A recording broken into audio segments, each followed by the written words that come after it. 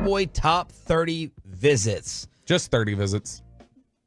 Just 30 visits. Yes, not top 30. That's a if you talk to people in the league, that's like a funny thing that they get, like, because that's the term, right? Top I know 30. exactly, and that's what it's been called. I used it early on, and just for more people I know, I've had at least 4 different people say to me over the last 2 months, like, why does everybody call them top 30? And I'm like, okay, all right. I'll spread the gospel. It's just 30 visits. And what is the importance of looking at the visits in terms of determining what they actually do? So it's funny. It's pretty telling, In right? the past, it was, during the Garrett era, it was slam dunk. This is, the guy they are taking first is somewhere on this list. That broke a little bit. They never had, obviously, COVID kind of threw things off, but they never had CeeDee Lamb scheduled for a visit. They didn't expect him to get down there. I don't remember if they had Micah for a visit, but I know they didn't have Tyler Smith for one. And so and Tyler Smith was local. He was from here. They didn't even bring him in on a local visit. And so they've approached things a little bit differently during McCarthy's era, but it's still very important to them from a perspective of they get medicals on guys. So a lot of times you'll see them invite people who didn't go to the combine because, you know, there will be certain players that they want to see their medicals that they didn't get in Indy. You'll see them invite people that maybe they have a character concern question about or something like that. Other guys that they're just interested at picking near the top of the draft. Or in some cases, you'll see names where it's like, I've never even heard of that guy. And it's like, well, no kidding. They're bringing this guy in because they maybe want to get started. They're not even planning on drafting the guy maybe. They're just literally bringing him in to get a jump start on the recruiting process for after the draft when they have to compete against teams to sign him. Well, courtesy of Blogging the Boys, it looks like we have about 28 of the 30 names. And, of course, that means we have the positions. So I'm going to take you through. I won't bog you down with all the names. Bobby, you can chime in however you want. But offensive linemen, 6 visits. Linebackers, 6 visits. Running backs, 8 visits. So we're already up to 20. Okay? So 20 of the 30 names are offensive line, linebacker, and running backs. And then amongst the others, we have Byron Murphy, D-tackle, Darius Robinson, edge. We have a tight end, and we have a wide receiver.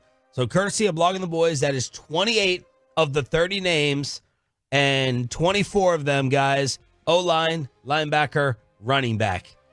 Looks like we have our directions. I mean, would anyone in this room be surprised if they pick something other than an offensive lineman at 24? Like, that would be, if they pick something other than, I would be floored if they pick something other than an offensive lineman at 24. Like, that's very clearly the direction they're heading. It's clearly their top, like, preference. But you got to let the draft come to you, like what's available. You know, if a stud DN drops, I'd be fine with that. Yeah. If there's a linebacker, I don't know. Nothing surprises me on draft night anymore. So it's interesting. None of the linebackers, especially while drunk at Pluckers, fair, which I'll be this time. I wish. Oh baby. No, nothing about there's no linebackers, for instance. This year, linebackers and running backs, they're checking those guys out. They're investigating that position. I personally don't. This doesn't mean anything in terms of what they think, but I personally don't have a single linebacker or running back graded in the first round. A single linebacker or running back? Yeah, my top linebacker and my top running back are both second rounders. And I think there's a consensus out there that a lot of it's not very top heavy at those positions. And so because of that, when you look at the way that they're investigating things, the clear first round caliber players that they've brought in here are all of the offensive line. When I look at the list of names that are here, the names that I see that could go in the first round, I think could realistically go in the first round. 4 of them are offensive linemen, one's a defensive tackle, and one's an edge rusher. And and even still, the edge rusher might be kind of borderline. Darius Robinson from Missouri. But I mean, it's an interesting list. I'm interested in the one receiver they brought in, who's Malachi Corley from Western Kentucky. He was brought in. He's going to go in the second round in all likelihood. And it's interesting to me that when they're going to use their single receiver visit, it's on him instead of somebody you might think they'd take a little bit later. But that's a guy who pretty consistently, the most common comp he gets is Deebo Samuel. That's who people think he reminds him of. It's same build, same sort of, running back receiver hybrid who's just jacked. His nickname at Western Kentucky was the Yak King. He's the yards after catch king. Like, that's what he does. He takes the ball in space, and then he goes. And so it's an interesting group of players. I just think I don't know who it's going to be. I don't know who they like. To me, I would be willing to bet almost anything that they're picking an offensive lineman with their first pick. Chop, you checking out a potential trade with the San Francisco 49ers? That was one of the things that kind of stood out to me. Get him to take Trey Lance back? Yeah, right. Would you make a trade with San Fran? Why would you trade Trey? He's the future. Right. So Bobby's boy Field Yates did his little mock draft with trades. Okay, so with trades. And when it got to the Cowboys, there was a trade made, and the Cowboys made a trade with San Francisco. And they got San Fran's 31st overall pick, and they picked up a third for the 24th. And they go up, and San Fran goes up, and they take Mims from Georgia, the tackle. Interesting. And the Cowboys at 31 go with Jordan Morgan, to tackle at Arizona.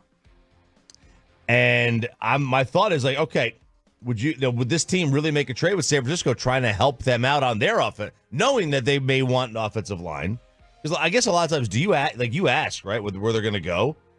Yeah. Now, they don't have to tell you. They don't have to be honest with you, but yeah, just kind of get a sense of generally where they're going to fall. I would say this. It's Jordan Morgan was the very first name we discussed when we started talking about the draft on this show, because it was who Mel Kiper first projected back in like December or something like that. I'd be surprised at this point if it was Jordan Morgan is who they end up getting. But I'll tell you this. I think that there's some question about, is he a guard? Is he a tackle? I think if you're drafting Jordan Morgan, that to me tells me they're playing Tyler Smith at left tackle. Because Jordan Morgan, I think, to them would be a guard. Speaking of Cowboys lineman, La'el Collins agreed to terms with the Buffalo Bills. Some discussion around here that LC could be back. And Bobby's boy, Randy Gregory, goes to the Tampa Bay Buccaneers. Let's go Bucks. 5 teams now for him? 4 teams? The Super D line of Chase Young, Randy Gregory, Bosa, all these guys up front. Did not happen. By the way, that's a good reminder that winning and success covers over a lot of things, because you don't hear anybody complaining about San Francisco gave up a 3rd-round pick for 8 games of Chase Young and then have him leave and not even play very well while he was there. Yep. If you win, if you produce, people forget those things. If you lose, they're going to remind you traded Amari Cooper for a 5th-round pick. Like, we still bring it up. Yeah. No one talks about the Ravens wide receivers, as you mentioned yesterday. Oh my God.